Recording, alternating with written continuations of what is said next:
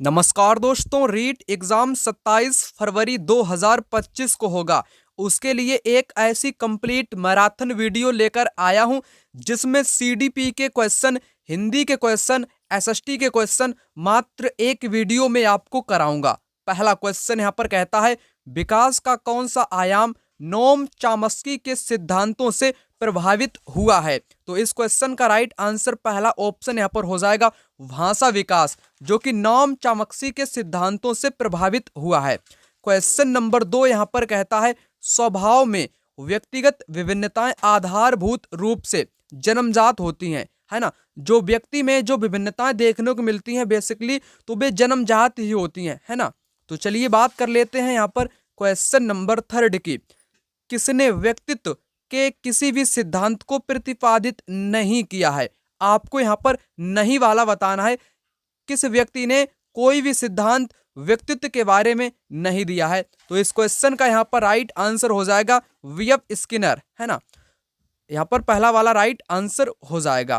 Question number 4 यहाँ पर कहता है, हेनरी ए मूरे तथा क्रिस्टीनिया डी मार्गन द्वारा कौन सा परीक्षण निर्मित किया गया है? इस क्वेश्चन का राइट आंसर हो जाएगा यहाँ पर कथानक संप्रत्यक्षण परीक्षण। क्वेश्चन नंबर 5 यहाँ पर कहता है, एक बालक की वृद्धि में कौन सा कारक संबंधित नहीं है? 3 कारक यहाँ पर दिए गए हैं, एक गलत दिया गया है, उसको आपको यहाँ पर बताना है कौन सा संबंधित नहीं है। तो इस क्वेश्चन में कौन सा संबंधित नहीं है? अधिवास संबंधित नहीं है। जितने भी लोग नेक्स्ट सीटेट एग्जाम की तैयारी कर रहे हैं तो उनके लिए यहाँ पर ऑफर चल रहा है, लास्ट 31 जनवरी है। 45% डिस्काउंट के साथ आपको यहाँ पर बुक्स मिलने वाली हैं, अग्रवाल एग्जाम कार्ड की तरफ से आने वाली 45% डिस्काउंट के साथ कूपन कोड सैल्यूट को आप लोग यूज कर लेना। लिंक इन किताब का डिस्क्रिप्शन बॉक्स में है, वहां से आप लोग इन किताब को खरीद सकते हो। यहाँ पर बात कर लेते हैं क्वेश्चन नंबर 6 की। कौन सा परीक्षण बुद्धिमत्ता का संस्कृति मुक्त अवाचिक परीक्षण है? तो इस क्वेश्चन में आपसे क्या पूछा है? संस्कृति मुक्त अवाचिक परीक्षण। राइट आंसर इस क्वेश्चन का यहाँ पर हो जाएगा, क्या होगा? स्टैंडर्ड प्रोग्रेसिव मैट्रिसेस, यहाँ पर राइट आंसर हो जाएगा। क्वेश्चन नंबर 7 यहाँ पर कहता है, बहुआयामी बुद्धिमत्ताओं के गार्डनर के सिद्धांत में कौन सी बुद्धिमत्ता सम्मिलित नहीं है? यहाँ पर नहीं वाला आपको बताना है, तो इसलिए इस क्वेश्चन का राइट आंसर हो जाएगा साम्वेविक, जो कि बुद्धिमत्ता में सम्मिलित नहीं है। अंतर्वैयक्तिक भी शामिल है, प्राकृतिक भी शामिल है, अस्तित्वकारी भी इसमें शामिल है, परंतु साम्वेविक को यहाँ पर, इमोशनल को यहाँ पर शामिल नहीं किया गया, नॉट इंक्लूड, ठीक है ना। चलिए बात कर लेते हैं क्वेश्चन नंबर 8 की। रचनात्मकता चिंतन के कौन से प्रकार से संबंधित है? जो रचनात्मक चिंतन होता है ये किससे संबंधित है ना, वही आपको यहाँ पर बताना है। तो राइट आंसर इस क्वेश्चन का हो जाएगा अपसारी चिंतन से, अपसारी चिंतन से। क्वेश्चन नंबर 9 यहाँ पर कहता है, मानसिक विमंदित पद को किस पद के साथ प्रतिस्थापित किया गया है? तो इस क्वेश्चन में आपको बताना है मानसिक विमंदित जो होता है ये किसके साथ प्रतिस्थापित किया गया है, किस पद के साथ? तो राइट आंसर यहाँ पर आपका क्या हो जाएगा? बौद्धिक अयोग्यता, है ना, डिसेबिलिटी। यहाँ पर राइट आंसर हो जाएगा पहला वाला। चलिए बात कर लेते हैं क्वेश्चन नंबर 10 की। व्यक्तित्व की सैद्धांतिक अवधारणा के लिए निम्न में से कौन सा सत्य नहीं है? नोट ट्रू वाला आपको यहाँ पर बताना है। किसके बारे में बताना है? व्यक्तित्व की सैद्धांतिक अवधारणा के बारे में। स्थिर, स्टेबल, सामान्य, नॉर्मल, स्थायी या अनूठा? तो राइट आंसर इस क्वेश्चन का क्या होगा? आपका हो जाएगा सामान्य नहीं है ना, सामान्य नहीं है, ठीक है ना। चलिए बात कर लेते हैं क्वेश्चन नंबर 11 की। कहता है, पढ़ने से संबंधित अधिगम अक्षमता को क्या कहते हैं? डिस्केस्कुलिया कहते हैं, डिसलेक्सिया कहते हैं, डिस्ग्रेफिया कहते हैं, डिस्थाइमिया कहते हैं। इसको क्या बोलते हैं? पढ़ने से संबंधित जो अधिगम अक्षमता होता है, विकार होता है ना, लर्निंग से संबंधित, लर्निंग डिसेबिलिटी, तो उसको क्या बोलते हैं? सभी लोग यहाँ पर जानते होंगे।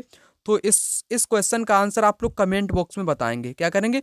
कमेंट बॉक्स में इस क्वेश्चन का आप लोग आंसर बताना, ठीक है ना, कमेंट बॉक्स में, ठीक है ना। कमेंट बॉक्स में आप सभी लोग इसका आंसर बताना, पढ़ने से संबंधित अधिगम को क्या कहते हैं। यहाँ पर क्वेश्चन नंबर 12 कहता है न्यूनतम आधारभूत सुविधाओं से वंचित बालकों को निम्न रूप में वर्गीकृत किया जाता है। अपराधी बालक, विशिष्ट बालक, प्रतिकूल परिस्थितिग्रस्त बालक या पिछड़े बालक। तो इस क्वेश्चन का जो बिल्कुल सही जवाब होगा ना वो हो जाएगा प्रतिकूल परिस्थितिग्रस्त बालक कहते हैं। जैसे कोई बालक है उसको जो न्यूनतम जो बिल्कुल कम उसको सुविधाएं दी जा रही हैं, अन्य सुविधाओं से उसको वंचित किया जा सकता है, तो ऐसे बच्चों को हम लोग कह सकते हैं प्रतिकूल परिस्थितियों में बच्चा गुजर रहा है ना। तो थर्ड वाला राइट आंसर यहाँ पर हो जाएगा। क्वेश्चन नंबर 13, निम्न में से कौन सा कुसमायोजन का व्यवहारात्मक लक्षण है? कुसमायोजन है ना, समायोजन का उल्टा कुसमायोजन आपसे पूछा है, क्या लक्षण हो जाएगा? आक्रामकता, चिंता, असुरक्षा, उदासीनता। तो राइट आंसर यहाँ पर आपका इस क्वेश्चन का जो बिल्कुल सही जवाब होगा ना वो हो जाएगा आक्रामकता। अगला क्वेश्चन यहाँ पर कहता है विशेष आवश्यकताओं वाले बालकों के साथ कौन सी विधि प्रत्यक्ष रूप से संबंधित नहीं है? Which method is not directly related to children with special needs. तो ठीक है ना, स्पेशल नीड्स के लिए कौन सी प्रत्यक्ष रूप से संबंधित नहीं है आपको बताना है। पाठ्यक्रम का विभिन्नीकरण भी यहाँ पर आपका हो जाएगा, विभिन्न भिन्न शिक्षण विधियां भी हो जाएगा, विशेष गतिविधियों के लिए प्रशिक्षण देना ये भी हो जाएगा, परंतु यहाँ पर आपको नहीं वाला बताना है, इसलिए राइट आंसर आपका बी विकल्प इस क्वेश्चन का यहाँ पर हो जाएगा। चलिए बात कर लेते हैं अगले क्वेश्चन की।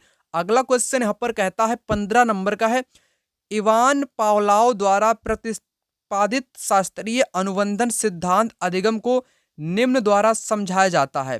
तो समझाया जा सकता है किसके द्वारा? पुनर्वलन द्वारा, साहचर्य द्वारा, अंतर्दृष्टि द्वारा या अनुकरण द्वारा। तो राइट आंसर इस क्वेश्चन का आपका क्या हो जाएगा? साहचर्य के द्वारा, है ना। बी विकल्प यहाँ पर राइट आंसर हो जाएगा।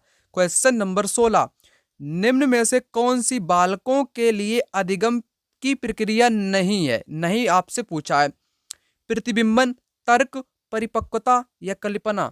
तो राइट आंसर इस क्वेश्चन का यहाँ पर आपका जो होने वाला है वो हो जाएगा परिपक्वता, जो कि बालकों के अधिगम की प्रक्रिया नहीं है। परिपक्वता कोई अधिगम प्रक्रिया नहीं है। प्रतिबिंबन भी होता है, तर्क भी होता है, कल्पना भी होता है, लेकिन परिपक्वता तो एक बच्चे में जब एक वृद्धि आती है ना तो उससे ये संबंधित होता है, ना कि अधिगम की प्रक्रिया से। क्वेश्चन नंबर यहाँ पर 17, अधिगम में पुरस्कार व दंड की अवधारणा किसके द्वारा प्रस्तावित की गई है? किसके द्वारा प्रस्तावित की गई है? क्या यहाँ पर कहा गया है पुरस्कार व दंड की अवधारणा? तो इस क्वेश्चन का जो राइट आंसर रहने वाला है वो रहेगा स्किनर के द्वारा। क्वेश्चन नंबर 18 यहाँ पर कहता है अधिगम की अवधारणा के लिए कौन सा कथन सत्य नहीं है? आप एग्जाम में जाओगे ना देने परीक्षा को, नहीं वाला आप लोग देख लेना, क्या नहीं पूछा है, क्या कुछ अलग तरीके से पूछा है, ठीक है ना। तो यहाँ पर नहीं वाला पूछा, नहीं का मतलब आपको गलत वाला बताना है। 3 आपके ऑप्शन में सही होंगे, एक आपका गलत होगा, उसी को ढूंढ करके आपको टिक कर देना है, कुछ भी आपको नहीं करना है, ठीक है ना। तो अधिगम की अवधारणा से पूछा है, तो यहाँ पर इस क्वेश्चन का आपको जवाब बताना। अधिगम व्यवहार में परिवर्तन है, सही है। अपेक्षाकृत रूप से स्थायी अंतर परिलक्षित होता है, सही है। अधिगम अभ्यास द्वारा प्रभावित होता है, सही है। अधिगम एक जन्मजात प्रक्रिया है। क्या अधिगम कोई जन्मजात प्रक्रिया है? नहीं, ये तो गलत है आपका, डी आपका गलत है। बाकी ये तीनों आपके सही हैं, आपको नहीं वाला बताना था ना, तो नहीं आपका कौन सा हो जाएगा? डी यहाँ पर इस क्वेश्चन का राइट आंसर आपका हो जाएगा। क्वेश्चन नंबर 19 यहाँ पर कहता है, क्या कहता है? शिक्षा में अवधारणा मानचित्रण किसके द्वारा सुझावित किया गया है? शिक्षा में मानचित्रण किस व्यक्ति के द्वारा सुझाया गया है, वही आपको यहाँ पर बताना है। तो उस व्यक्ति का नाम है नोवाक, जोसेफ डी नोवाक के द्वारा सुझाया गया है। क्वेश्चन नंबर 20 यहाँ पर कहता है शिक्षण का कौन सा प्रकार शिक्षण के उद्देश्यों पर आधारित नहीं है? शिक्षण के उद्देश्यों पर आधारित नहीं है। ज्यादातर क्वेश्चन आपके नहीं वाले ही परीक्षा में पूछे जाते हैं, ठीक है ना। आप लोग यहाँ पर देख सकते हो, संज्ञानात्मक शिक्षण, वर्णनात्मक, भावनात्मक, मनोगत्यात्मक शिक्षण। इस क्वेश्चन का जो राइट आंसर आपका नहीं वाला आपको बताना है, तो नहीं वाला आपको यहाँ पर कौन सा लग रहा है? तो यहाँ पर आपको लग रहा होगा वर्णनात्मक शिक्षण, है ना। राइट आंसर बी ऑप्शन इस क्वेश्चन का यहाँ पर हो जाएगा। क्वेश्चन नंबर 21, नैसर्गिकता से विचारों की सूची के एकत्रण के द्वारा विशिष्ट समस्या के समाधान की समूह रचनात्मकता विधि को कहा जाता है? क्या कहा जाता है? मस्तिष्क विप्लव युक्ति, स्वामित्व अधिगम युक्ति, समस्या समाधान युक्ति, अन्वेषण युक्ति। इस क्वेश्चन का राइट आंसर आपका पहला वाला हो जाएगा, मस्तिष्क विप्लव युक्ति कहा जाता है। ठीक है ना। क्वेश्चन नंबर 22, कक्षा अधिगम में अभिप्रेरण की भूमिका किस प्रक्रिया से प्रत्यक्ष रूप से संबंधित नहीं है? यहाँ पर भी आपसे नहीं करके ही पूछा गया है। तो राइट आंसर यहाँ पर आपका हो जाएगा अंतर्वैयक्तिक समायोजन, जो कि यहाँ इससे संबंधित नहीं है। प्रगति, परिणाम का ज्ञान, प्रशंसा तथा आलोचना, आकांक्षा का स्तर, ये भी हो सकता है, लेकिन आपका बी विकल्प यहाँ पर नहीं होगा, गलत हो जाएगा, क्योंकि क्वेश्चन में पूछा है कक्षा में अधिगम में अभिप्रेरण, है ना, किसी चीज को प्रेरणा करे, है ना, कि भूमिका किस प्रक्रिया के प्रत्यक्ष रूप से संबंधित नहीं है। तो अंतर्वैयक्तिक समायोजन ये संबंधित नहीं है, बल्कि ये आपकी तीनों संबंधित हो जाएंगी। राइट आंसर आपका बी विकल्प यहाँ पर हो जाएगा। क्वेश्चन नंबर 23 यहाँ पर कहता है राष्ट्रीय पाठचर्या रूपरेखा 2005 का मुख्य दर्शन क्या है? मुख्य दर्शन क्या है यहाँ पर आपको बताना है। बिना बोझ के सीखना, ये है मुख्य दर्शन, बिना बोझ के सीखना। क्वेश्चन नंबर 24, शिक्षा का अधिकार 2009 के लिए कौन सा सत्य नहीं है? यहाँ पर भी आपको नहीं बताना, 3 सही होंगे। शिक्षा अधिकार 2009 से एक नहीं होगा, उसी को आपको यहाँ पर बता देना है। तो चलिए बताता हूँ यहाँ पर कौन सा आपका नहीं है। अध्यापक के लिए प्रति सप्ताह न्यूनतम 60 घंटों का कार्य, ये कोई नहीं है। ठीक है ना। पहला वाला तो है 6 से 14 वर्ष के बच्चे को निःशुल्क शिक्षा दी जाएगी, है ना। विद्यालय प्रबंधन समिति का प्रावधान भी होगा। प्राथमिक शिक्षा के लिए राष्ट्रीय आयोग का भी गठन किया जाएगा, लेकिन ये डी वाला संबंधित नहीं है। क्वेश्चन नंबर 25 यहाँ पर कहता है शिक्षा में क्रियात्मक अनुसंधान के विकास में किसने योगदान नहीं दिया? किसने नहीं दिया है, उस व्यक्ति का नाम यहाँ पर आपको बताना है। तो स्टीफन एम कोवे ने कोई भी शिक्षा के क्षेत्र में या शिक्षा में क्रियात्मक अनुसंधान के विकास में अपना योगदान नहीं दिया है। कर्ट लेविन में भी दिया है, बीआर बकिंघम ने भी दिया है, स्टीफन एम कोरे ने भी दिया है, लेकिन कोवे ने नहीं दिया है। यहाँ पर आप लोग अंतर देख सकते हो, यहाँ पर आपको नाम भी पता होना चाहिए। देखो इसमें क्या है, स्टीफन एम कोरे है और एम कोबे है। अंतर इस प्रकार का एग्जामिनर ने परीक्षा में क्वेश्चन बनाया। नहीं वाला आपको बताना है ना, तो नहीं वाला मैंने आपको क्या बताया, कोबे इससे संबंधित नहीं है क्रियात्मक अनुसंधान के विकास से। ठीक है ना। तो यहाँ पर इस क्वेश्चन का राइट आंसर हो जाएगा। क्वेश्चन नंबर 26, शिक्षा मनोविज्ञान में किस स्तर के मापन का न्यूनतम प्रयोग किया जाता है? न्यूनतम यानी कि बहुत ही कम। क्या होगा इस क्वेश्चन का राइट आंसर? राइट आंसर यहाँ पर हो जाएगा अनुपातिक मापनी। क्वेश्चन नंबर 27, निम्न मनोवैज्ञानिकों में से कौन सा बाल विकास के सिद्धांतों से संबंधित नहीं है? फिर यहाँ पर आपको नहीं वाला बताना है। बाल विकास के सिद्धांत से संबंधित कौन सा नहीं है? जीन पियाजे, Abraham Maslow, Albert Bandura, Lev Vygotsky. तो इस क्वेश्चन का राइट आंसर आप सभी को पता होगा। तो इस क्वेश्चन का राइट आंसर आपका बी वाला हो जाएगा, जो कि संबंधित नहीं है। और ये आपके बाल विकास से संबंधित है। जीन पियाजे, बंडूरा हो गया, लेव वाइगोत्स्की हो गया। ठीक है ना। क्वेश्चन नंबर 28 यहाँ पर कहता है आनुवंशिकता की भूमिका के अध्ययन के लिए कौन सी विधि वैध नहीं है? यहाँ पर भी आपको नहीं वाला ही बताना है। अधिकतर तो क्वेश्चन यहाँ पर नहीं वाले ही आपसे पूछे गए हैं, है ना, सीडीपी में। तो आनुवंशिकता की भूमिका के अध्ययन में कौन सी विधि वैध नहीं है? जुड़वा बच्चों का अध्ययन, अभिभावक बालक विश्लेषण, दत्तक ग्रहण अध्ययन, समवयस्क समूह अध्ययन। यहाँ पर इस क्वेश्चन का जो नहीं वाला आपको बताना है, क्या होगा यहाँ पर नहीं वाला? तो आपका डी वाला हो जाएगा, नहीं वाला। और ये सारे के सारे वैध हैं अध्ययन करने के लिए। किसका अध्ययन? आनुवंशिकता की भूमिका का अध्ययन करने के लिए। डी इस क्वेश्चन का राइट आंसर हो जाएगा, जो कि वैध नहीं है, सही नहीं है, वैलिड नहीं है। एक व्यक्ति की दिखाई देने वाली दैहिक तथा मनोवैज्ञानिक विशेषताओं के रूप में परिभाषित किया जा सकता है। किस रूप में परिभाषित किया जा सकता है, यहाँ पर आपको बताना है। राइट आंसर आपका हो जाएगा फिनोटाइप। फिनोटाइप कहते हैं। यहाँ पर क्वेश्चन नंबर 30 जो कि आपका सीडीपी का अंतिम क्वेश्चन, किस परिप्रेक्ष्य के अनुसार बाल विकास शरीर के अंदर एक विशिष्ट तथा पूर्व व्यवस्थित प्रणाली को दर्शाता है। राइट आंसर इस क्वेश्चन का आपका क्या होगा, तो राइट आंसर है यहाँ पर आपका हो जाएगा जैविक, बायोलॉजिकल प्रणाली को दर्शाता है। ठीक है ना। अब बात कर लेते हैं हिंदी की। तो हिंदी यहाँ पर आपकी आ चुकी है। हिंदी के क्वेश्चन को यहाँ पर शुरू करते हैं। तो 31 नंबर का क्वेश्चन कहता है वाक्य के अंग हैं। वाक्य के अंग क्या होते हैं, ये आपको पता होना चाहिए। तो उद्देश्य भी होता है, विधेय भी होता है। तो सी विकल्प इस क्वेश्चन का राइट आंसर यहाँ पर हो जाएगा। क्वेश्चन नंबर 32, जो वाक्य मुख्य उद्देश्य एवं मुख्य विधियों से बना होता है वह कहलाता है।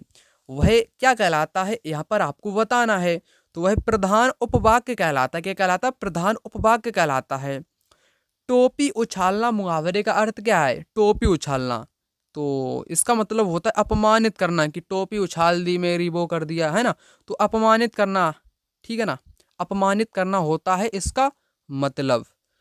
आगे यहाँ पर क्वेश्चन है कुछ मुहावरे से संबंधित, मौज मस्ती में जीवन बिताना, नो टेंशन, कोई टेंशन नहीं हो, मौज मस्ती में रहो आराम से। तो इसका मतलब क्या होता है, तो इसका मतलब यहाँ पर आपको बताना है 8 बार 9 त्योहार।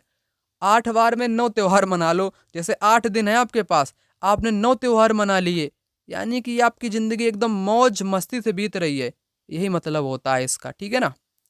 क्वेश्चन नंबर 35, विद्यार्थियों को पुस्तकों के माध्यम से भाषा की मूल ध्वनियों एवं लिपि का ज्ञान कराकर उन्हें पढ़ने लिखने के कौशल में दक्ष किया जा सकता है।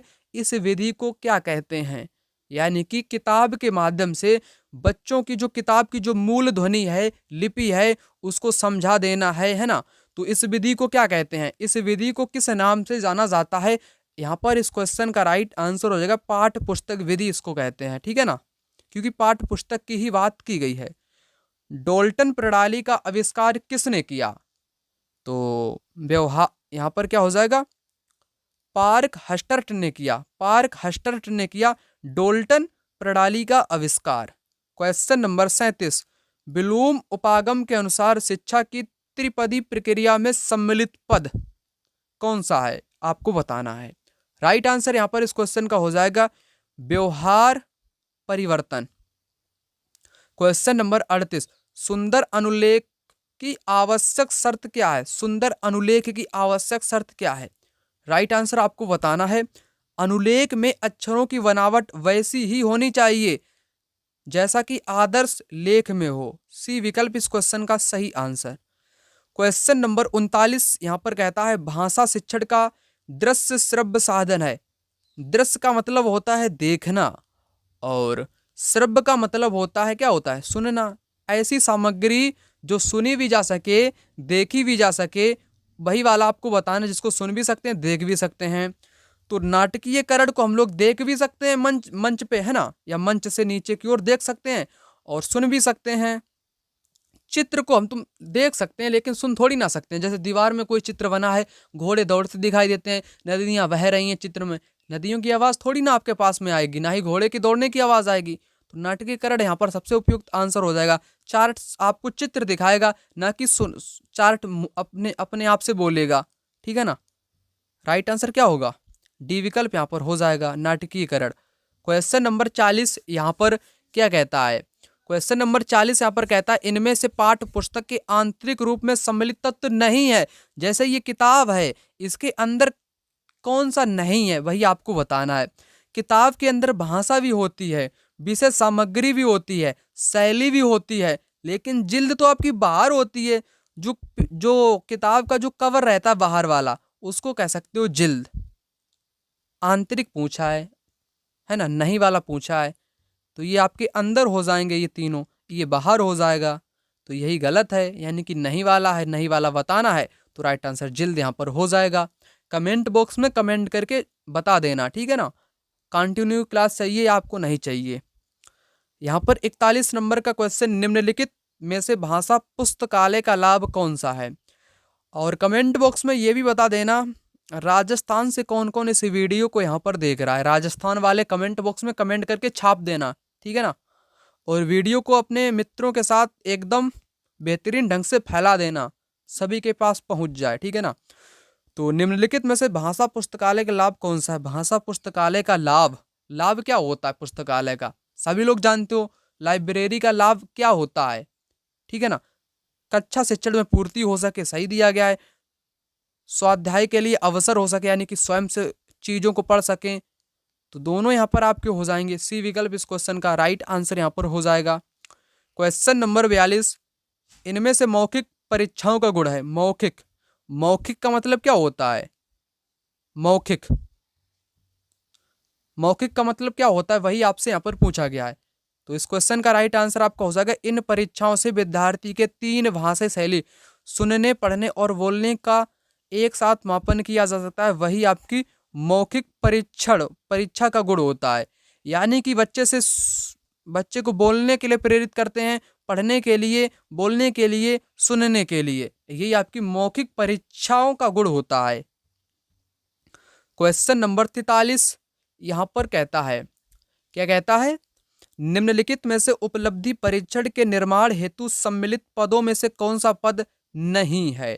अब आपको क्या करना है, नहीं वाला बताना है। परीक्षण का अनुप्रयोग जो कि गलत है, यहाँ पर नहीं हो जाएगा। 44 नंबर का क्वेश्चन, सतत एवं व्यापक मूल्यांकन प्रणाली दोष है।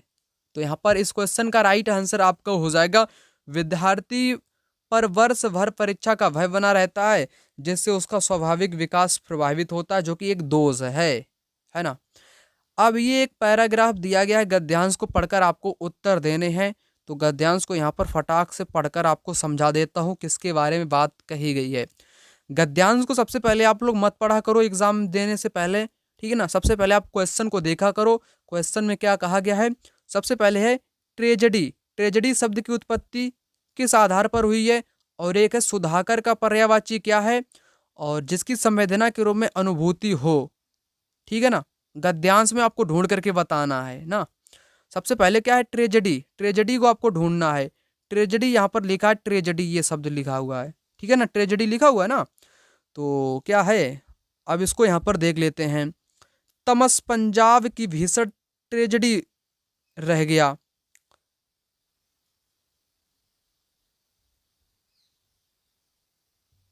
ट्रेजेडी शब्द की उत्पत्ति के आधार पर, किस आधार पे है, तद्भव, तत्सम, विदेशी या देशज। तो राइट आंसर इस क्वेश्चन का आपका यहाँ पर होने वाला है विदेशी शब्द ट्रेजेडी, है ना। सुधाकर का पर्यायवाची शब्द क्या है। सुधाकर, सुधाकर का मतलब शशांक। सुधाकर, सुधाकर, सुधा के कर, है ना। ये किसका पर्यायवाची होता है, चंद्रमा का, है ना। किसका, चंद्रमा का पर्यायवाची होता है ना सुधाकर, सभी को मालूम होगा। अगला क्वेश्चन यहाँ पर है आपका, जिसकी संवेदना के रूप में अनुभूति हुई हो, वाक्यांश के लिए उपयुक्त शब्द है। तो यहाँ पर राइट आंसर आपका हो जाएगा संवेदित। आवश्यक शब्द का विलोम शब्द बनाने के लिए कौन सा उपसर्ग उपयुक्त होगा। आवश्यक का होगा अनावश्यक, यानी कि अना जोड़ने से, ठीक है ना। सामयिक शब्द में प्रयुक्त प्रत्यय, प्रत्यय आपको बताना है। तो इक क्या हो जाएगा, इक प्रत्यय। तो राइट आंसर इस क्वेश्चन का इक यहां पर हो जाएगा, ठीक है ना, इक हो जाएगा।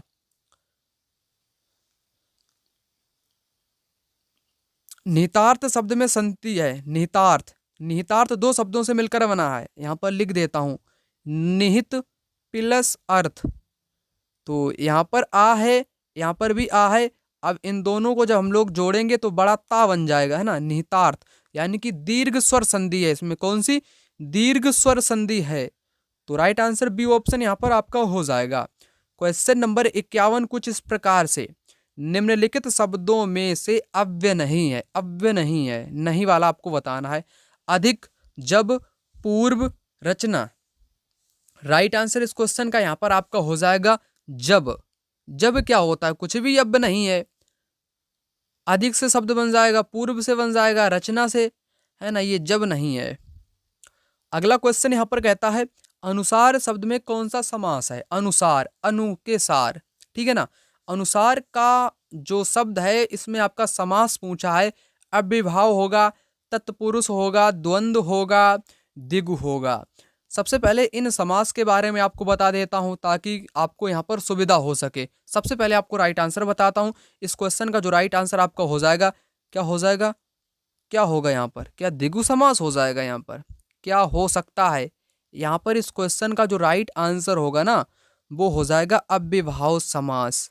यहाँ पर एक बात आप लोग समझना, अव्ययभाव समास, जैसे कोई किसी ने कह दिया है प्रत्येक है, प्रतिदिन है, प्रतिदिन है, बेधड़क है, कहाँ कहीं पर लिखा दे दिया जाए आपको बेधड़क, बेधड़क, प्रतिदिन, प्रतिवार, तो ये क्या होते हैं, अनुसार।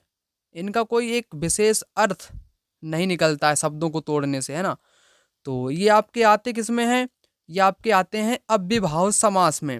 वही मैं बात करूं द्वंद्व, द्वंद्व का मतलब होता है, जैसे आपको समझाऊं, जैसे सीताराम, सीताराम, इनके बीच में इस प्रकार का डैश वाला चिन्ह आ जाता है, सीता और राम, और शब्द का लोप होता है।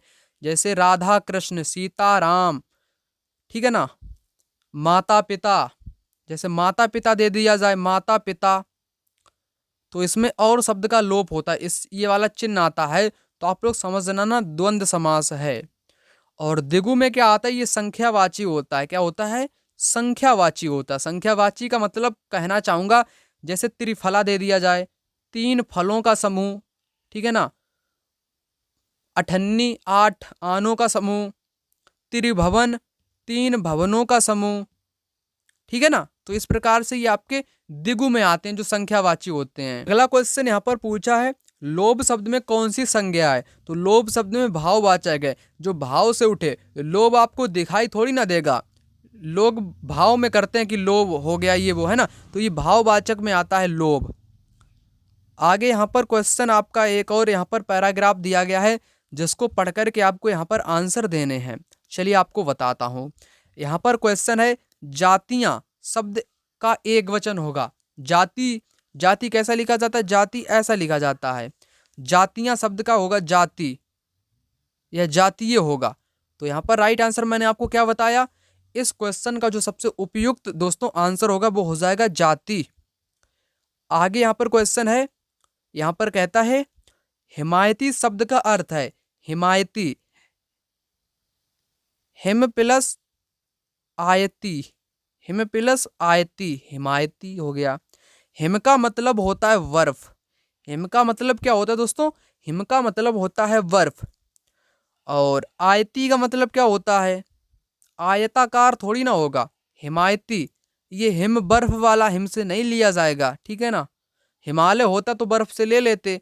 पक्षपाती होता है इसका मतलब हिमायती, यानी कि हमदर्द है उसके प्रति, हिमायती है ना। पक्षपाती होता है इसका मतलब, सिंपल सा आपके इस पैराग्राफ में दिया गया होगा, है ना। इसको पढ़ोगे तब आपको यहाँ पर पता चल जाएगा कि हिमायती कहाँ पर लिखा हुआ है, ठीक है ना। मानवीय मूल्य का तथा मनुष्य का हिमायती है, हिमायती लिखा हुआ मनुष्य के बारे में। तो हिमायती का मतलब होता है पक्षपाती, ठीक है ना। आगे यहाँ पर क्वेश्चन है इनका असर भी पड़ रहा है, इस वाक्य में कौन सा काल है। काल का मतलब टेंस आपसे पूछा है कि इनका असर भी पड़ रहा है यानी कि प्रेजेंट है, वर्तमान है ना। वर्तमान है या पूर्ण वर्तमान है। तो यहाँ पर इस क्वेश्चन का राइट आंसर हो जाएगा आपका, क्या हो जाएगा दोस्तों, तो पूर्ण वर्तमान इसको कह सकते हो क्या। जैसे आपने टेंस पढ़े होंगे, काल पढ़े होंगे, जैसे मैं खाना खा रहा हूँ यानी कि वर्तमान में है, इसे सामान्य वर्तमान कह सकते हो या आज्ञार्थ वर्तमान। इनका असर भी पड़ रहा है, ये भी वर्तमान हो सकता है। संभाव्य भी वर्तमान हो सकता है कि इनका असर पड़ रहा है या पड़ रहा है कि पड़ता ही रहेगा, पता नहीं कब तक पड़ेगा, पड़ रहा है। तो इनमें से आपका कोई सा भी आंसर हो सकता है, ठीक है ना। चारों भी हो सकते हैं आपके यहाँ पर। अगला क्वेश्चन है विधा, विधा शब्द है उभयलिंग है, पुल्लिंग है, नपुंसकलिंग है या स्त्रीलिंग है। तो इस क्वेश्चन का राइट आंसर हो जाएगा स्त्रीलिंग, महिला कह सकते हो, यानी कि विधा शब्द जो है ये महिलाओं के लिए प्रयुक्त किया जाता है, स्त्रीलिंग है। व्यक्ति शब्द का बहुवचन व्यक्ति, व्यक्तिक, व्यक्तित्व, व्यक्तियों, वैयक्तिक। राइट आंसर व्यक्ति, यानी कि मनुष्य से इसको ले सकते हो, व्यक्ति, है ना। तो इस क्वेश्चन का राइट आंसर आपका हो जाएगा व्यक्तियों। राजस्थानी के भाषा शब्द का मानक हिंदी रूप है भाषा। ये भाषा का मानक रूप क्या है? भाषा, भाषा, भाषा, भाखा। तो राइट आंसर यहाँ पर आपका क्या हो सकता है?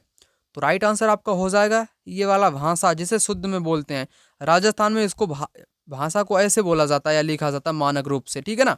91 नंबर का क्वेश्चन, मैगस्थनीज ने मौर्य प्रशासन में सैनिक गतिविधियों के संचालन के लिए कितनी उप समितियों का उल्लेख किया है? इस क्वेश्चन का राइट आंसर हो जाएगा 6 यानी कि 6 समितियों का उल्लेख किसने किया है? मैगस्थनीज ने किया है। एग्जाम में हमेशा पूछे जाने वाला यह क्वेश्चन है।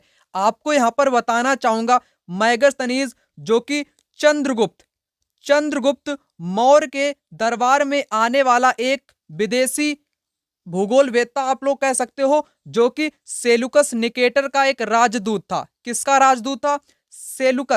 सेल्यूकस निकेटर का यह राजदूत था। आपको पता होना चाहिए। और यहां पर यह भी आपको पता होना चाहिए मैगस्थनीज की पुस्तक के बारे में। इसकी पुस्तक का नाम है इंडिका, जो कि मौर्य प्रशासन के बारे में जानकारी बताने का एक महत्वपूर्ण स्रोत माना जाता है।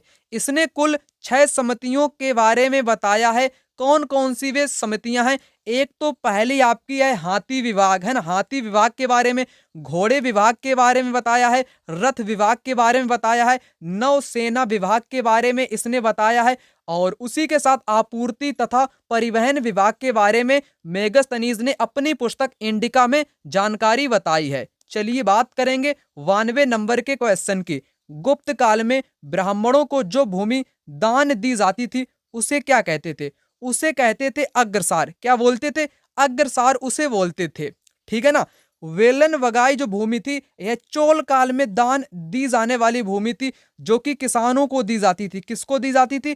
किसान लोगों को दान में दी जाने वाली भूमि को चोल काल में वेलन वगाई के नाम से जाना जाता था। वहीं चोल काल में साला भोग जो भूमि थी, यह विद्यालय या जो शैक्षणिक संस्थाएं थी उनके रख रखाव के लिए, विद्यालय के रख रखाव के लिए साला भोग भूमि दान में दी जाती थी चोल काल के दौरान। परंतु क्वेश्चन में पूछा है गुप्त काल में ब्राह्मणों को जो भूमि दान में दी जाती थी उसको अग्रसार बोला जाता था। चलिए बात कर लेते हैं क्वेश्चन नंबर 93 की। चालुक्यों की राजधानी कौन सी थी? चालुक्यों की राजधानी थी ऐहोल, है ना। चालुक्यों की राजधानी क्या थी? ऐहोल थी। यहां पर क्वेश्चन नंबर 94, ख्वाजा मोइनुद्दीन चिश्ती की दरगाह पर आने वाला पहला सुल्तान कौन था? Most important question. तो इस क्वेश्चन का राइट आंसर यहां पर हो जाएगा मोहम्मद बिन तुगलक। मोहम्मद बिन तुगलक जो था, यह ख्वाजा मोइनुद्दीन की जो दरगाह है वहां पर सबसे पहले आया था। और आपको यह भी पता होना चाहिए इनकी दरगाह कहां पर है। इनकी दरगाह अजमेर में है। अजमेर कहां पर पड़ता है? आपके राजस्थान में पड़ता है अजमेर, जहां पर इनकी दरगाह है, जो कि बहुत फेमस दरगाह मानी जाती है। ख्वाजा मोइनुद्दीन की चिश्ती की मृत्यु कब हुई थी? तो 1236 में इनकी दोस्तों मृत्यु हुई थी। एग्जाम में पूछा जाने वाला क्वेश्चन, इसलिए मोस्ट इंपोर्टेंट है ये क्वेश्चन। यहां पर 95 नंबर का क्वेश्चन कहता है, पोलज, परती, चाचर, बंजर भूमि के किस प्रकार यानी कि किस काल से ये भूमियां आपकी संबंधित हैं? पोलज हो गया, परती हो गई, चाचर हो गई, बंजर हो गई। तो मौर्य काल से संबंधित है या गुप्त काल से, सल्तनत काल से या मुगल काल से? तो यहां पर इस क्वेश्चन का राइट आंसर आपका हो जाएगा मुगल पीरियड, यानी कि मुगल काल के दौरान कि ये क्या है दोस्तों? भूमि के प्रकार हैं, है ना। पोलज हो गया, परती हो गया, चाचर हो गया, बंजर हो गया, है ना। तो मुगल काल की ये भूमियों के क्या हैं? प्रकार हैं। चलिए आइए आगे यहां पर बात करेंगे 96 नंबर के क्वेश्चन की। अकबर की सुलेख की पसंदीदा शैली कौन थी? तो नस्तलिक थी, है ना। नस्तलिक जो कि अकबर की एक पसंदीदा शैली मानी जाती थी। तो इस क्वेश्चन का राइट आंसर पहला ऑप्शन यहां पर हो जाएगा नस्तलिक। यहां पर question number 97, the relief of Lucknow नामक चित्र 1857 के विषय में किसने बनाया था? तो किसने बनाया था द रिलीफ ऑफ लखनऊ नामक चित्र 1857 के दौरान में? तो यहां पर इस क्वेश्चन का राइट आंसर हो जाएगा थॉमस जोन्स वारकर ने, है ना। थॉमस जोन्स वारकर ने द रिलीफ ऑफ लखनऊ नामक चित्र 1857 में बनाया था। अगला क्वेश्चन, गुलामगिरी नामक पुस्तक के लेखक कौन थे? तो गुलामगिरी पुस्तक के लेखक थे ज्योतिबा फूले। इन्होंने यह पुस्तक 1873 में लिखी। कब दोस्तों? 1873 में इन्होंने पुस्तक लिखी थी गुलामगिरी, पहली पुस्तक। दूसरी पुस्तक एग्जाम में आपको देखने को मिल सकती है, उस पुस्तक का नाम क्या है? चाबुक। मतलब कि क्या नाम है दोस्तों? यहां पर आप लोग लिख सकते हो दूसरी पुस्तक का नाम काश्तकार का चाबुक। काश्तकार का चाबुक इनकी दूसरी पुस्तक का नाम है। ओके, तो काश्तकार का मतलब होता है किसान, किसान का चाबुक कह लो या काश्तकार का चाबुक कह लो, तो ये ज्योतिबा फूले जी की दूसरी किताब का नाम है, ठीक है ना। परंतु जो गुलामगिरी किताब है ये काफी फेमस मानी जाती है, जिसको 1873 में यानी कि 1873 में लिखा गया था। और उसी के साथ ज्योतिबा फूले ने 1873 में ही सत्यशोधक, क्या क्या मैं आपको बता रहा हूं यहाँ पर, सत्यशोधक, सत्यशोधक समाज की स्थापना भी इन्होंने 1873 में ही की थी। जो इनकी गुलामगिरी पुस्तक थी, यह अमेरिकी गृह युद्ध के बारे में दास प्रथाओं का जिन्होंने विरोध किया था, ऐसे व्यक्तियों को यह पुस्तक समर्पित की गई है। यह भी आपको पता होना चाहिए, ठीक है ना। चलिए आइए बात कर लेते हैं 99 नंबर के क्वेश्चन की। परिवार कल्याण विषय भारत के संविधान की किस अनुसूची में दिया गया है? तो किस अनुसूची में दोस्तों दिया गया है? अनुसूची 11 में दिया गया। किसमें? अनुसूची 11 में दिया गया है। यहां पर क्वेश्चन नंबर 100 कहता है भारत के संविधान में संशोधन करने की जो शक्ति प्राप्त है, संशोधन, संशोधन कौन कर सकता है भारत के संविधान में? तो आप सभी को पता होगा, संसद। संसद क्या कर सकता है? संविधान को संशोधित कर सकता है। और कानून कौन बनाता है दोस्तों? कानून का निर्माण कौन करता है? यह भी तो आपको पता होना चाहिए। कानून का निर्माण भी संसद ही करती है, लागू तो इसको न्यायपालिका करती है। आपको यह भी पता, न्यायपालिका नहीं, क्या मतलब कि कार्यपालिका इसको लागू करती है। कार्यपालिका कानून को लागू करती है, पर लागू करती है, ठीक है ना। और बनाती कौन है? निर्माण कौन करती है? संसद इसको निर्माण करती है। आपको यह भी यहां पर पता होना चाहिए। चलिए आइए बात कर लेते हैं 101 नंबर के क्वेश्चन के। भारत में विधिक सेवा दिवस कब मनाया जाता है? तो कब मनाया जाता है? 1 जनवरी को या 10 अगस्त को, 9 नवंबर को या 10 सितंबर को? तो यहां पर इस क्वेश्चन का राइट आंसर आपका हो जाएगा 9 नवंबर को विधिक सेवा दिवस मनाया जाता है। क्वेश्चन नंबर 102 यहां पर कहता है भारत के संविधान की उद्देशिका में वर्णित शब्दों का सही अनुक्रम बताइए। जो भारत की संविधान की जो उद्देशिका है, उसमें जो शब्द बताए गए हैं उनको आपको क्रम में बताना है, ठीक है ना। तो सबसे पहले न्याय आता है, स्वतंत्रता, समता, बंधुता की बात कही गई है, हम भारत के लोग, है ना। तो यहां पर इस क्वेश्चन का राइट आंसर डी विकल्प यहां पर हो जाएगा। चलिए बात कर लेते हैं यहां पर 103 नंबर के क्वेश्चन की। भारत में लैंगिक अपराधों से बालकों का संरक्षण अधिनियम पास्को कब लागू हुआ? 2008 में, 2010 में, 2011 में या 2012 में? तो इस क्वेश्चन का राइट आंसर यहां पर हो जाएगा 2012 में पास्को एक्ट लागू किया गया था, है ना। तो protection of children from sexual offence, ठीक है ना, यानी कि लैंगिक अपराधों में बालकों का संरक्षण अधिनियम पास्को 2012 में इसको यहां पर लागू किया गया था। अगला क्वेश्चन, निम्न में से कौन सा अनुच्छेद 51 का में दिए मूल कर्तव्य में शामिल नहीं है? अब आपको नहीं वाला बताना है। 51 का के अंतर्गत, 51 ए के अंतर्गत किसको यहां पर शामिल नहीं किया गया है, आपको बताना है। तो इस क्वेश्चन का राइट आंसर क्या होगा? करों का भुगतान ये आपका शामिल नहीं है। देश की रक्षा भी है, वैज्ञानिक दृष्टिकोण का विकास करें, सार्वजनिक संपत्ति को सुरक्षित रखें, ये भी है। तो इस क्वेश्चन का राइट आंसर यहां पर क्या होगा दोस्तों? पहला वाला इस क्वेश्चन का राइट आंसर हो जाएगा करों का भुगतान करें, जो कि 51 ए के मतलब कि 51 ए से संबंधित नहीं है। आपको कमेंट बॉक्स में बताना है करों का भुगतान करें ये किसमें क्या है, आप लोग इसको बता सकते हो, ठीक है ना। कमेंट बॉक्स में कमेंट करके बता सकते हो करों का भुगतान करें अनुच्छेद किसमें आता है, आप लोग बता सकते हो। क्वेश्चन नंबर 105, किस संविधान संशोधन द्वारा मंत्रिपरिषद का आकार निर्धारित किया जाता है?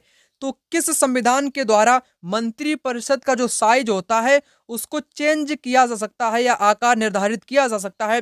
तो यह दोस्तों किस अनुच्छेद की यहाँ पर बात कही गई है ना? किस संविधान संशोधन की बात यहाँ पर कही गई है? तो इस क्वेश्चन का राइट आंसर हो जाएगा 91, है ना, 91 के अनुसार। क्वेश्चन नंबर 106 यहाँ पर कहता है, क्या कहता है? स्वीप से संबंधित है।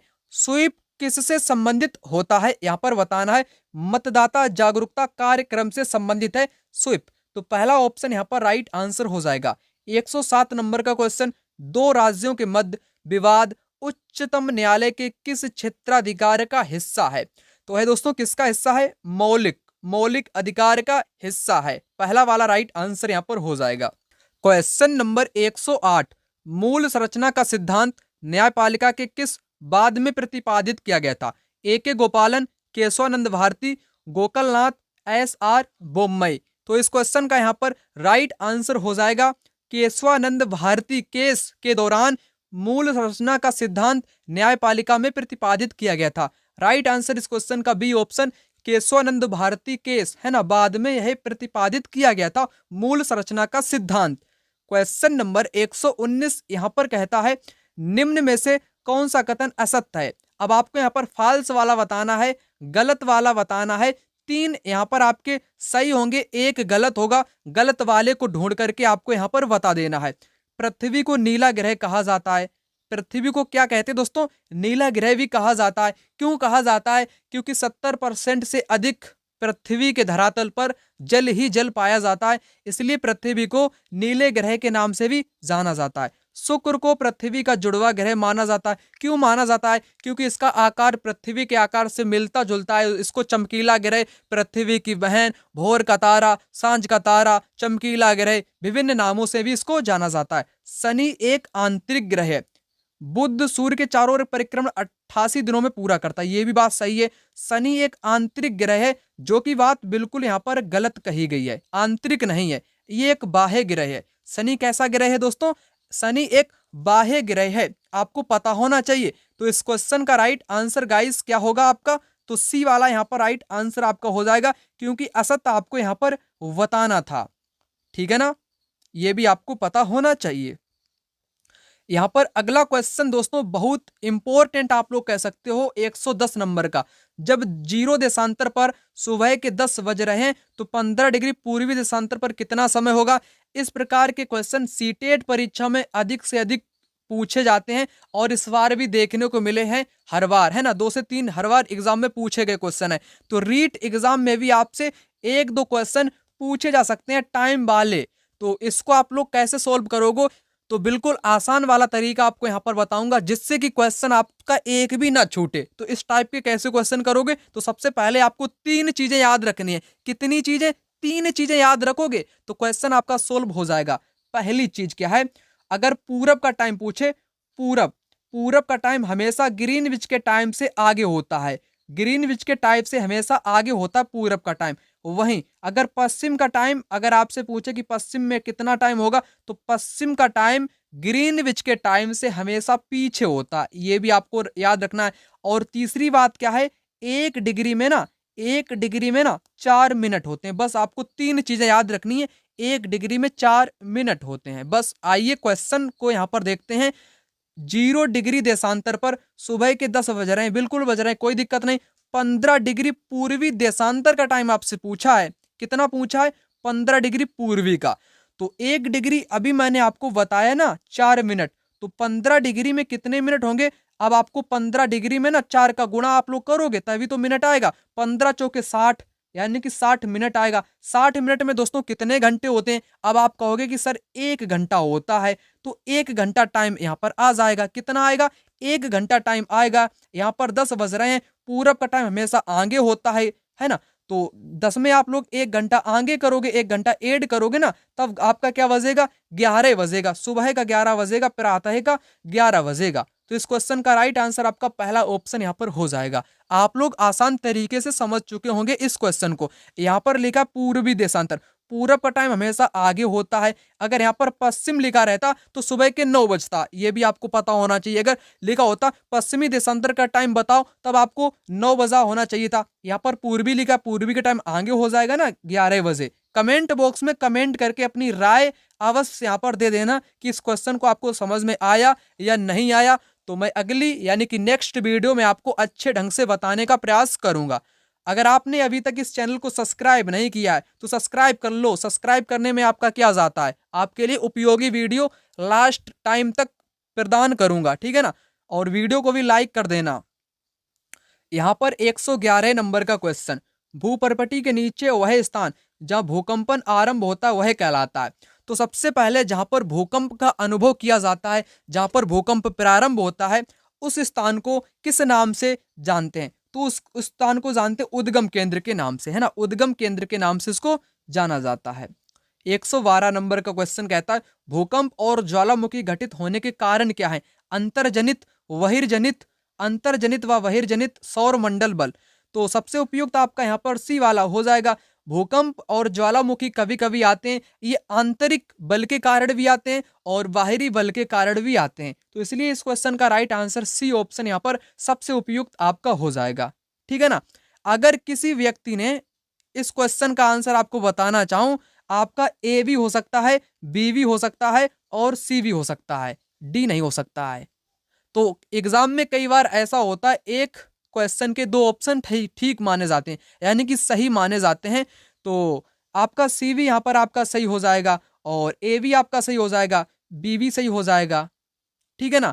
यहाँ पर अगर दोनों लिखा रहता कि ए व बी, तब आप लोग कह सकते थे। तो इसका आंसर आपका ए भी हो जाएगा, क्योंकि अंतर्जनित बल के कारण भी होता है, बहिर्जनित बल के कारण भी होता है और दोनों बल के कारण भी होता है। तो आपके ए बी सी यहाँ पर इस क्वेश्चन का राइट आंसर आपका हो जाएगा। कोई दिक्कत वाली बात नहीं है। आप लोग अगर बी को चुन लेते या सी को चुन लेते या ए को चुन लेते तो भी आपको 1 नंबर यहाँ पर मिलता। ऐसा एग्जाम में कई बार देखने को मिला है। तो ऐसे क्वेश्चन में बोनस नंबर प्रदान किया जाता है, ठीक है ना।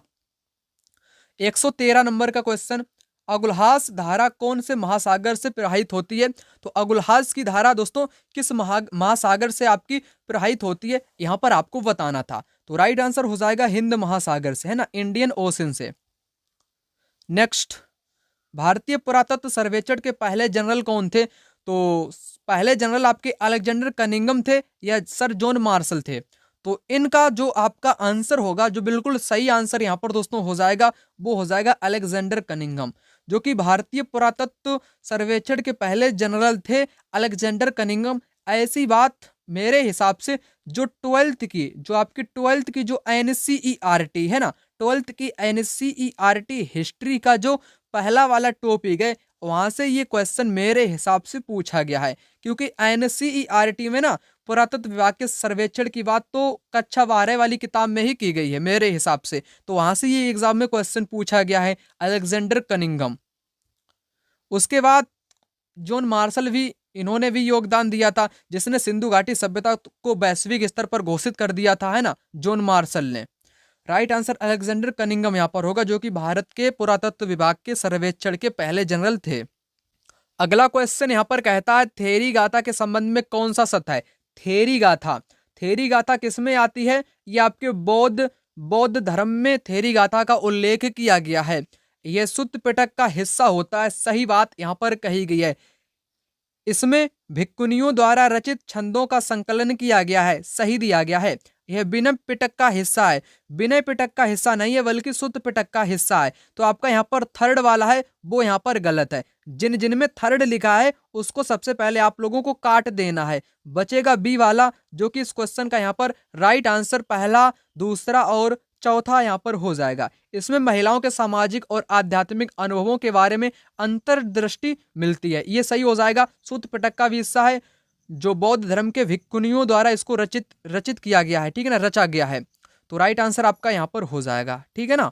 और यहाँ पर थर्ड वाला गलत आपका हो जाएगा। यहाँ पर 116 नंबर का क्वेश्चन, वर्धमान महावीर किस वंश से संबंधित है? लिच्छवी, हर्यक, सातवाहन या शाक्य? हर्यक और सातवाहन तो यहाँ पर बिल्कुल भी नहीं होगा, लिच्छवी से संबंधित है या शाक्य से संबंधित है। तो इस क्वेश्चन का आपका जवाब आपका क्या होगा गाइस? तो यहाँ पर इस क्वेश्चन का आंसर तो आपका लिच्छवी वंश से भी ये है। तो लिच्छवी आप लोग सबसे उपयुक्त यहाँ पर मान सकते हो लिच्छवी वंश को, है ना। वर्धमान महावीर किस वंश से संबंधित है, तो लिच्छवी वंश से संबंधित है। 117 नंबर का क्वेश्चन यहाँ पर है, 16 महाजनपदों में मगध प्रथम क्यों था? लोहे की खदानों के लिए, खेती की उपज अच्छा होने के लिए, जंगली हाथी उपलब्ध होने के लिए। तो यहाँ पर ये सभी उपयुक्त कारण हो जाएंगे। 16 जो महाजनपद हैं, 16 महाजनपदों का उल्लेख किसमें किया गया है? अंगुत्तर निकाय में किया गया। अंगुत्तर निकाय में इसका उल्लेख मिलता है कि 16 महाजनपद हैं निकाय में, ठीक है ना। तो ये भी आपको पता होना चाहिए, जो मगध महाजनपद है ये एक विकसित महाजनपद के रूप में प्रथम श्रेणी में चुना जाता है, क्योंकि यहाँ पर लोहे की खदानें उपयुक्त थी, लोगों ने लोहे का प्रयोग किया खेती जोतने के लिए, जिस कारण धान की फसल उपजाई गई, और गंगा के किनारे स्थित था तो सिंचाई भी आसानी से इसको मिल जाती थी, जंगल से हाथी भी मिल जाते थे, खेती अच्छी होने लगी क्योंकि जल भी आसानी से मिलता था। तो राइट आंसर ये सभी यहाँ पर आपका हो जाएगा, ये सभी यहाँ पर इसका आंसर हो जाएगा, ठीक है ना। क्वेश्चन नंबर 118, लोथल नामक हड़प्पा स्थल कहां पर है? तो लोथल आपके गुजरात में है ना। लोथल को बंदरगाह के नाम से भी जाना जाता है, बंदरगाह के नाम से भी लोथल को जाना जाता है, यह भी आपको पता होना चाहिए, जो कि समुद्र के निकट कह लो, गुजरात के किनारे स्थित है लोथल, ठीक है ना। राजस्थान, राजस्थान में हड़प्पा के स्थल आपको पता होना चाहिए। कालीबंगा कहां पर है? कालीबंगन, कालीबंगन, कालीबंगन आपकी कहां पर है? कालीबंगा राजस्थान में है, ठीक है ना। ये है आपका एक स्थल राजस्थान का। हरियाणा की मैं बात करूं, राखीगढ़ी, राखीगढ़ी, राखीगढ़ी, ठीक है ना, ये आपके है हरियाणा में है। तो इतना आपको पता होना ही चाहिए। राइट आंसर गुजरात इस क्वेश्चन का हो जाएगा यहाँ पर। आइए आगे बात कर लेते हैं 119 नंबर के क्वेश्चन की। बेरीगाजा प्राचीन भारत के कौन से बंदरगाह का यूनानी नाम था? अरिकामेडु, मदुरै, पुहार या भरूच? तो इस क्वेश्चन का राइट आंसर दोस्तों क्या होगा? तो राइट आंसर हो जाएगा भरूच। भरूच इस क्वेश्चन का राइट आंसर यहाँ पर हो जाएगा। 120 नंबर का क्वेश्चन, चोल अभिलेखों में भूमि की विभिन्न कोटियों का उल्लेख मिलता है, उनमें वेलन वगाई का संबंध। अभी मैंने आपको ऊपर वाले क्वेश्चन में बताया था ना, आप लोग दूसरे या तीसरे नंबर के क्वेश्चन में देखना, आपको मैंने बताया था ना, चोल प्रकार की भूमि, वो प्रकार की, मुगल काल की, ये भी वो सब बताया था आपको। तो वेलन वगाई दोस्तों मैंने आपको बताया था, यह जो भूमि है यह गैर ब्राह्मण किसान यानी कि किसानों को दी जाने वाली भूमि है। ये वाला क्वेश्चन कहाँ से पूछा गया है? जो आपकी 6th की जो NCERT की किताब है ना, हिस्ट्री वाली, हिस्ट्री वाली जो 7th की है ना, सॉरी 7th NCERT हिस्ट्री से यह क्वेश्चन एग्जाम में पूछा गया है। ब्राह्मणों को उपहार में दी जाने वाली भूमि को ब्रह्मदेह कहा जाता है। विद्यालय के रखरखाव के लिए साला भोग भूमि दी जाती है। यहाँ पर स्क्रीनशॉट आपको लगा देता हूँ, आप लोग इस स्क्रीनशॉट को यहाँ पर अच्छे ढंग से देख सकते हो, ठीक है ना। यहाँ से एग्जाम में आपको एक से अधिक क्वेश्चन देखने को एग्जाम में मिलेगा। इस क्वेश्चन का यहाँ पर राइट आंसर आपका पहला वाला हो जाएगा। गैर ब्राह्मण किसान को जो भूमि दान में दी जाती थी उसको वेलन वगाई के नाम से जाना जाता था। अगला क्वेश्चन यहाँ पर है मिलान से संबंधित। यहाँ पर आपको करना क्या दोस्तों? मिलान करना है। चलिए आपको बताता हूँ, यह क्वेश्चन राजस्थान जीके से पूछा गया है ना, राजस्थान जीके का यह क्वेश्चन है, जिसको यहाँ पर आपको सोल्व कराता हूँ। मिलान आपको यहाँ पर करना है। कैसे आपको करना है? ऊंट उत्सव, जो ऊंट उत्सव दोस्तों होता है यह बीकानेर में मनाया जाता है। ऊंट उत्सव बीकानेर में, ए का यहाँ पर जाएगा, मतलब कि यहाँ पर लिख दूं ऊंट उत्सव आपके बीकानेर, यानी कि पहले का यहाँ पर जाएगा बी के साथ। पहले का बी किसमें है दोस्तों? पहले का बी, पहले का बी, तो पहले का बी आपके इसमें दिया गया पहले वाले में, तो पहला ऑप्शन इस क्वेश्चन का यहाँ पर राइट आंसर हो जाएगा। दूसरे का ए, मऊ उत्सव जैसलमेर में मनाया जाता है। वहीं दोस्तों जो पतंग उत्सव है ये जयपुर में मनाया जाता है। मेवाड़ उत्सव उदयपुर में मनाया जाता है। इस क्वेश्चन का इस हिसाब से यहाँ पर मिलान हो जाएगा। तो पहला ऑप्शन यहाँ पर इस क्वेश्चन का राइट आंसर हो जाएगा। अगला क्वेश्चन यहाँ पर आ चुका है 122 नंबर का। निम्न में से कौन सा कथन असत्य है? यहाँ पर आपको गलत यानी कि फॉल्स वाला कथन बताना है, कौन सा यहाँ पर गलत कथन दिया गया है। तो गलत कथन की यहाँ पर बात करूं मैं, जवाहर सागर अभयारण्य कोटा बूंदी चित्तौड़गढ़ में है। तो ये वाला कैसा दिया गया है? सही दिया गया है। केसरबाग वन्य जीव अभयारण्य धौलपुर में है। ये भी यहाँ पर कैसा दिया गया, सही दिया गया है। अर्ध उष्णकटिबंधीय सदाबहार वनों को मानसून वन भी कहते हैं। ये गलत है दोस्तों, ये गलत है। राजस्थान का कल्प वृक्ष रोहिड़ा है, नहीं ये भी गलत है। तो आपके यहाँ पर तो दो गलत हो गए, आपको तो एक गलत वाला बताना था ना, असत्य वाला। तो अर्ध उष्णकटिबंधीय सदाबहार वनों को मानसून वन भी कहते हैं, ये गलत है। राजस्थान का कल्प वृक्ष रोहिड़ा, रोहिड़ा तो नहीं है, ये भी यहाँ पर गलत है। तो इस क्वेश्चन का राइट आंसर आपका सी डी, यानी कि दोनों आपके हो जाएंगे, सी एंड डी इस क्वेश्चन का राइट आंसर हो जाएगा। अगला क्वेश्चन यहाँ पर है 123 नंबर का, कौन सा सही सुमेलित नहीं है, नहीं वाला बताना है। लूनी जोजड़ी, वनास मोनाल, चंबल पार्वती, माही बाढ़ गंगा। तो नहीं यानी कि गलत वाला आपको बताना है ना। तो इस क्वेश्चन का यहाँ पर राइट आंसर आपका हो जाएगा माही बाढ़ गंगा, जो कि यहाँ पर गलत दिया गया है। वाक्यों का यहाँ पर सही मिलान दिया गया है, जो कि राजस्थान जीके से संबंधित क्वेश्चन है, ठीक है ना। अगला क्वेश्चन यहाँ पर है 124, अजमेर के पास स्थित पुष्कर में वराह मंदिर का निर्माण किसने करवाया था। बरहा मंदिर का निर्माण अरुणोराज ने करवाया था, अरुणोराज ने करवाया था। 125 नंबर का क्वेश्चन, राजस्थान में 1857 की क्रांति के समय सिरोही रियासत का पॉलिटिकल एजेंट कौन था। तो सिरोही रियासत का जो पॉलिटिकल एजेंट था 1857 के विद्रोह के टाइम में राजस्थान में, उस व्यक्ति का नाम यहाँ पर आपको बताना है। तो राइट आंसर हो जाएगा जेडी होल, जेडी होल यहाँ पर राइट आंसर आपका हो जाएगा। अगला क्वेश्चन कुछ इस प्रकार से, मोतीलाल तेजावत किस गांव के निवासी थे। मोतीलाल तेजावत किस गांव से दोस्तों ये संबंधित थे, उस गांव का नाम है कोलियारी। क्या नाम है, कोलियारी उस गांव का नाम है। 127 नंबर का क्वेश्चन, 1987 का सूर्यमल मिश्रण पुरस्कार कन्हैयालाल सेठिया किस साहित्य रचना को दिया गया है। तो यहाँ पर आपको बताना है, इस क्वेश्चन का राइट आंसर हो जाएगा शबद, शबद के लिए दिया गया है। अगला क्वेश्चन यहाँ पर है, हाथल गांव का संबंध राजस्थान के एकीकरण में कौन सी रियासत से जुड़ा है। किशनगढ़ से, झालावाड़ से, सिरोही से या प्रतापगढ़ से। तो इस क्वेश्चन का यहाँ पर राइट आंसर आपका हो जाएगा सिरोही गांव से जुड़ा है हाथल गांव का संबंध, ठीक है ना, जो कि रियासत से जुड़ा हुआ है ना, सिरोही। अगला क्वेश्चन यहाँ पर है, governor general Lord William Bentinck ने किस दुर्ग को दुनिया का दूसरा जिब्राल्टर कहा था। जिब्राल्टर किसको कहा था, किसने कहा था, विलियम बेंटिंक ने कहा था। किस दुर्ग को कहा था, नाहरगढ़ के या तारागढ़ के या सिवाड़ा को या मेहरानगढ़ के। तो इस क्वेश्चन का यहाँ पर राइट आंसर आपका हो जाएगा तारागढ़, तारागढ़ को कहा था जिब्राल्टर। किसने कहा था, विलियम बेंटिंक ने कहा था। आदिवासियों का कुंभ राजस्थान के कौन से मेले को कहा जाता है। तो राजस्थान स्पेशल का यह क्वेश्चन है। तो इस क्वेश्चन का यहाँ पर जवाब क्या होगा दोस्तों, जवाब हो जाएगा वेड़ेश्वर मेला को। जिस प्रकार उत्तर प्रदेश में एक प्रयागराज में कुंभ लगता है ना, तो आदिवासियों का कुंभ, उसी तरह से राजस्थान में एक मेले को बोला जाता है, उसको बोलते हैं बेड़ेश्वर का मेला। कैसा मेला दोस्तों, बेड़ेश्वर का मेला को बोला जाता है।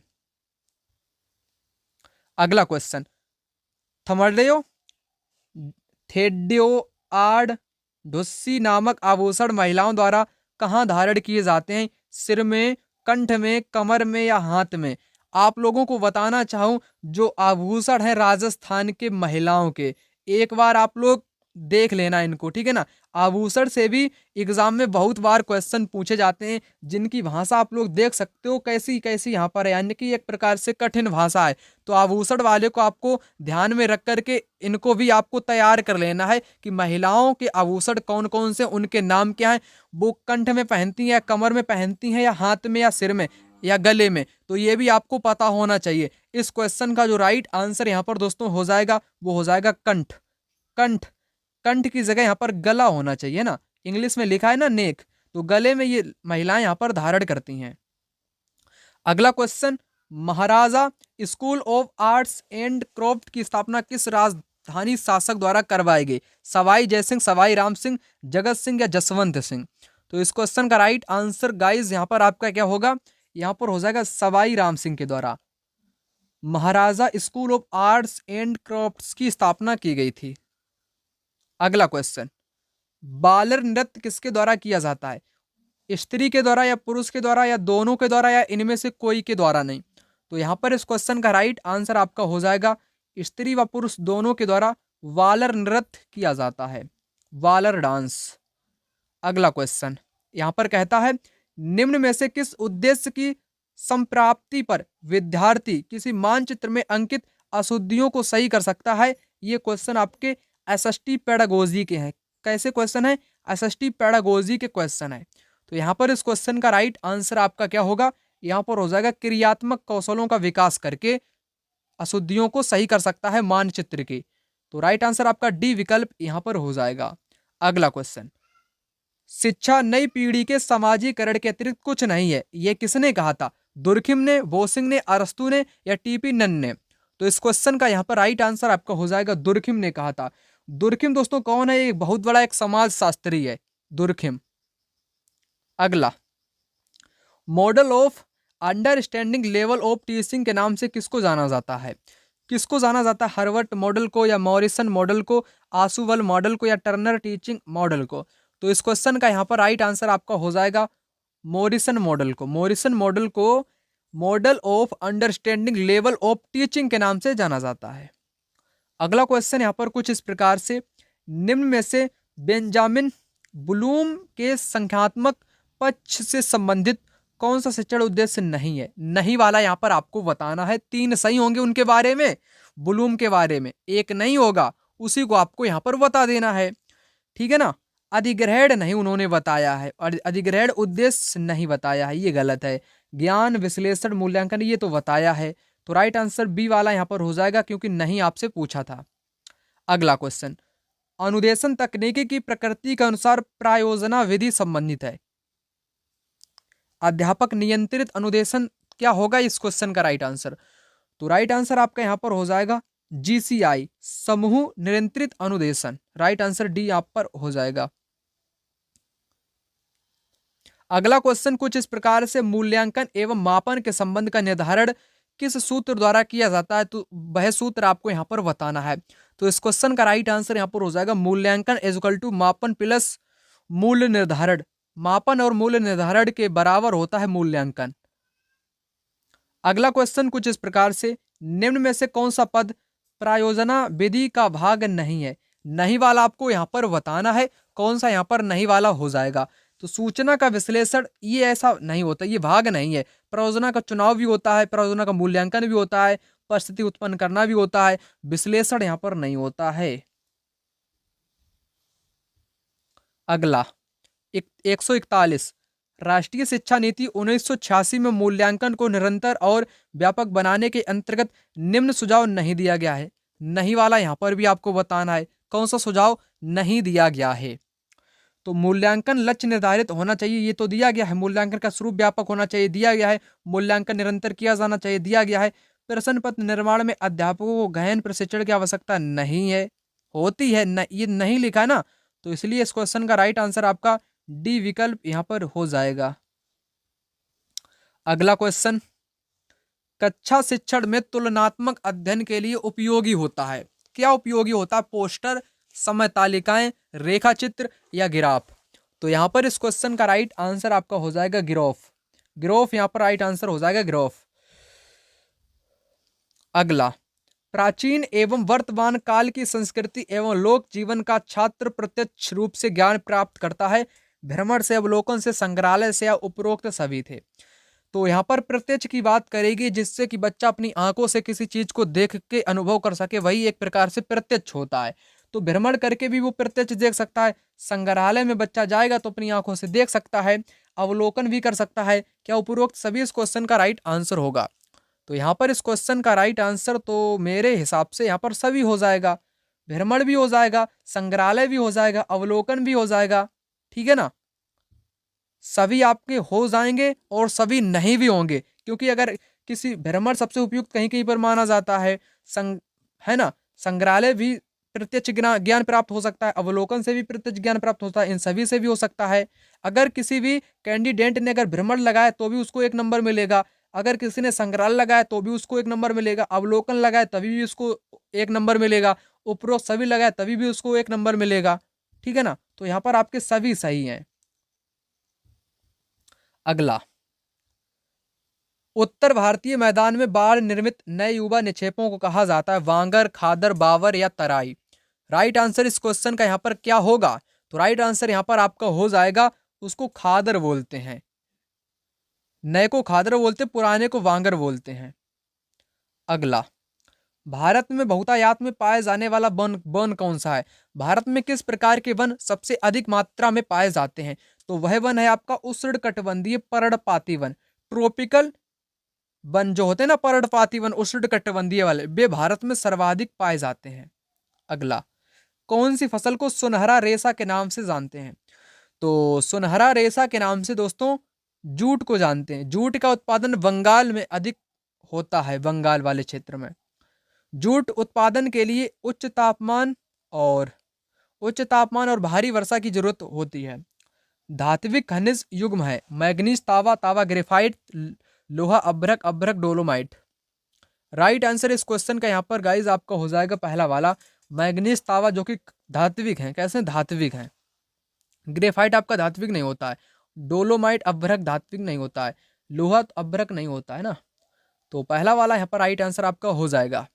अगला, विश्व में सबसे अधिक बिकने वाली कैंसर रोधी औषधि भारत में कौन से पौधे से प्राप्त की जाती है? तो हिमालय यव। ये क्वेश्चन कहाँ से पूछा गया है आपको ये भी बता दूं, तो ये 10th क्लास की जो आपकी NCERT है ना, ज्योग्राफी, कक्षा 10 वाली ज्योग्राफी, वहां से मेरे हिसाब से ये क्वेश्चन पूछा गया है।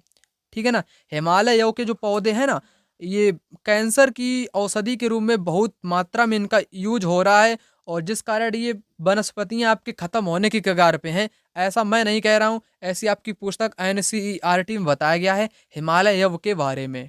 ओके गाइस, तो राइट आंसर यहाँ पर बी हो जाएगा। कौन सा राइट आंसर हुआ? बी हो जाएगा, 100% बी हो जाएगा। अगला, राजस्थान के शुष्क व अर्ध शुष्क क्षेत्रों में पालर पानी शब्द किसके लिए प्रयुक्त होता है दोस्तों? तो यह जो आपका प्रयुक्त होता है वर्षा जल के लिए प्रयुक्त होता है। राजस्थान के कौन से जिले में भारत का सबसे बड़ा सोलर पार्क स्थापित किया गया है? तो किस जिले में किया गया गाइस? तो यहाँ पर राइट आंसर आपको हो जाएगा जोधपुर में। एक बात आपको बताना चाहूँ, SST और प्लस और राजस्थान का जो GK है उसको, और उसी के साथ पेडागोजी के कुछ क्वेश्चन, ठीक है ना, राजस्थान GK के क्वेश्चन अधिक आपको देखने को मिले होंगे उस, ठीक है ना। SST के डायरेक्ट NCERT से देखने को मिलते हैं, राजस्थान GK आप लोग तैयार कर लेना बिल्कुल अच्छे ढंग से। और पेडागोजी के क्वेश्चन भी यहाँ पर देखने को मिलते हैं, 10 क्वेश्चन लगभग पेडागोजी के पूछे जाते हैं। ठीक है ना, वीडियो आपके लिए यहीं तक है। इसी वीडियो को अपने मित्रों के साथ शेयर कर देना सभी जगह पे, ठीक है ना। और मिलते हैं दूसरी वीडियो में, कमेंट बॉक्स में अपनी राय दे देना। तब तक के लिए जय हिंद, जय भारत।